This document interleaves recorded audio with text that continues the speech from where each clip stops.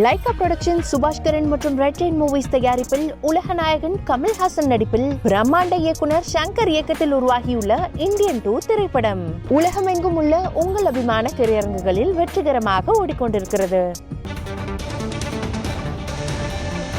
Microsoft கோளாறால் பங்கு வர்த்தகத்திலும் பாதிப்பு ஏற்பட்டிருக்கிறது. அண்மை தகவல்களை பார்த்து வருகிறோம்.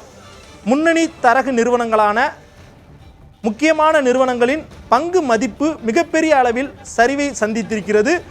மைக்ரோசாஃப்டில் ஏற்பட்டுள்ள கோளாறு காரணமாக பங்கு வர்த்தகத்திலும் பாதிப்பு ஏற்பட்டிருக்கிறது.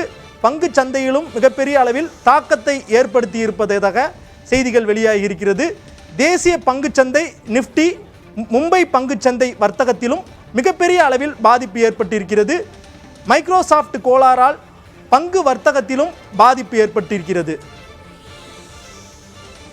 ஏஞ்சல் ஒன், மோதிலால் ஆஸ்வால் உள்ளிட்ட நிறுவனங்கள் பங்கு மதிப்பு சரிந்திருக்கிறது.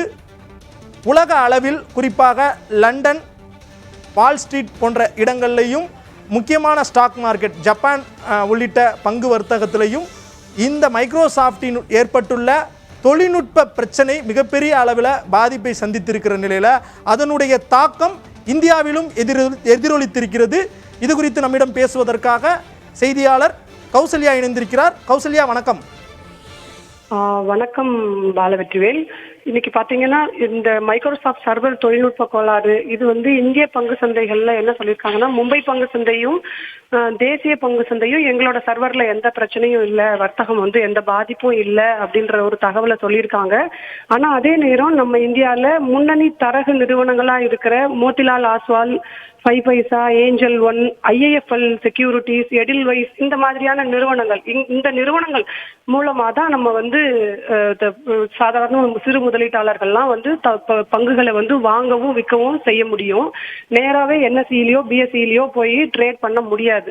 ஸோ இப்போ இந்த மாதிரியான நிறுவனங்கள்லாம் என்ன தகவல் சொல்லியிருக்காங்க அப்படின்னு சொன்னா, பங்கு வர்த்தகத்துல எங்களுக்கு கொஞ்சம் பாதிப்பு இருக்கு, எங்க சாஃப்ட்வேர்ல எல்லாம் கொஞ்சம் ப்ராப்ளம் இருக்கு அப்படின்னு சொல்லி எல்லா வாடிக்கை கிளைண்ட்ஸ்க்கு எல்லாருக்கும் இன்ஃபார்ம் பண்ணியிருக்காங்க.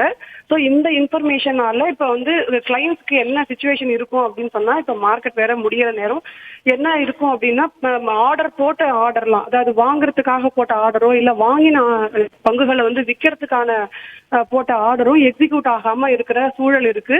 இதனால எந்த மாதிரியான பாதிப்புகள் ஏற்பட்டு இருக்கு, இல்ல இதுக்கு என்ன இப்ப மும்பை பங்கு சந்தையும் தேசிய பங்கு சந்தையும் என்ன நடவடிக்கைகள் எடுப்பாங்க அப்படிங்கறத நம்ம இனிமே அதை அடுத்து பொறுத்து இருந்துதான் நம்ம பார்க்கணும். அடுத்து அவங்க கொடுக்குற தகவல் அடிப்படையில் தான் நம்ம சொல்ல முடியும். இது வரைக்கும் என்ன சொல்லியிருக்காங்க அப்படின்னா, எங்களோட பங்கு வர்த்தகத்துல பாதிப்பு இருக்கு, நாங்க எக்ஸ்சேஞ்சில் பேசுறோம், 2 எக்ஸ்சேஞ்சிலையும் நாங்க பேசுறோம் அப்படின்றதான் தரகு நிறுவனங்கள் சொல்லியிருக்காங்க.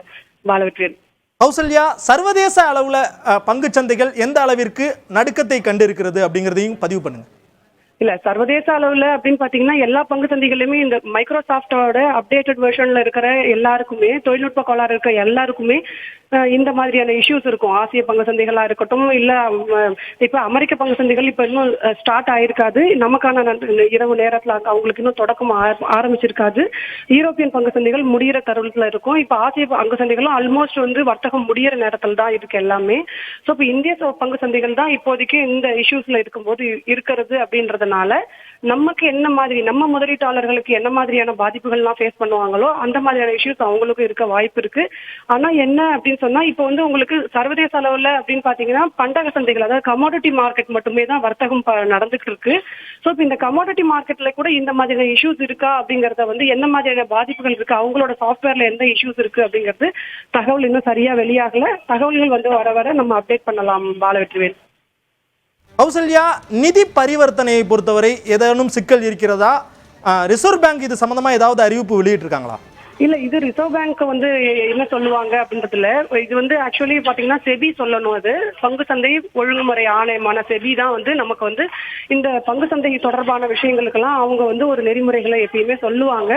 ஆனா இப்ப என்ன அப்படின்னா, இந்த தரகு நிறுவனங்கள்லாம் எக்ஸ்சேஞ்சில் தான் டைரக்டா கேட்பாங்க. ஏன் அப்படின்னு சொன்னா, செட்டில்மெண்ட் எக்ஸ்சேஞ்சுக்குள்ள போய் பண்ணணும். என்னன்னா, இந்த மார்க்கெட் முடியும் போது இப்ப பாத்தீங்க அப்படின்னா, சிறு முதலீட்டாளர்களோ இல்ல பெருமுதலீட்டாளர்களோ தேசிய பங்கு சந்தை அல்லது மும்பை பங்கு சந்தையிலயோ ஆர்டர் பிளேஸ் பண்ணிருக்கலாம், வாங்குறதுக்காக ஆர்டர் பிளேஸ் பண்ணிருக்கலாம். அதுக்காக ஃபண்டை வந்து அதுக்கான தரகு நிறுவனங்கள் வந்து அதுக்கு டெபிட் பண்ணிருப்பாங்க, அவங்க அக்கௌண்ட்ல இருந்து டெபிட் பண்ணி எடுத்திருப்பாங்க. இந்த ஷேரை வாங்குறதுக்காக நான் இது போடுறேன் அப்படின்னும் போது ஆர்டர் பிளேஸ் ஆகும்போதே ஆட்டோமேட்டிக்கா டெபிட் ஆகும். அதே மாதிரி பங்குகளை வித்து இருந்தாலும் அதுக்கான அமௌண்ட்டை வந்து கிரெடிட் பண்ணுவாங்க. ஸோ இந்த டெய்லி இது நடந்துட்டு இருக்க வழக்கமா நடக்கிற ஒரு விஷயம் தான்.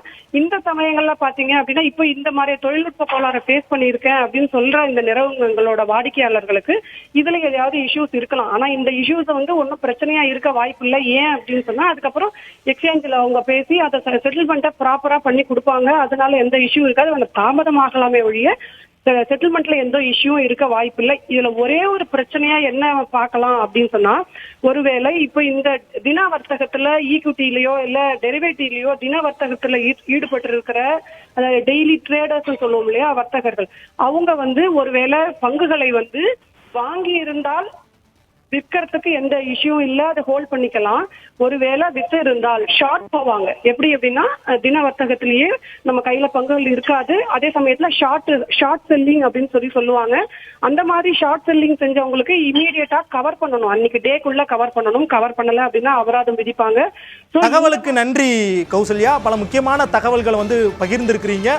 குறிப்பாக மைக்ரோசாஃப்ட் தொழில்நுட்ப கோளாறு எந்த அளவிற்கு பங்குச்சந்தையை பாதித்திருக்கிறது அப்படிங்கிற தகவல்களை தெரிவிச்சிருக்கிறீங்க. உலக அளவில் பல்வேறு விதமான துறைகள் ஸ்தம்பிச்சிருக்குது அப்படின்னு தான் சொல்ல வேண்டும். பல உலக நாடுகள் அவசர கூட்டத்தை கூட்டியிருக்கிறாங்க. விண்டோஸ் மைக்ரோசாஃப்ட் சாஃப்ட்வேர் சரியாக செயல்படாத காரணத்தினால் அப்டேட் செஞ்ச சிஸ்டம் எதுவுமே ஆன் பண்ண முடியாத ஒரு சூழல் இருக்கிறது. தரவுகள் எதுவும் களவாடப்படவில்லை, பத்திரமாக இருக்குது. விரைவில் தொழில்நுட்ப கோளாறு சரி செய்யப்படும் அப்படின்னு மைக்ரோசாஃப்ட் நிறுவனத்தின் சார்பாக அவர்களுடைய விளக்கத்தை தெரிவித்திருக்கிறார்கள்.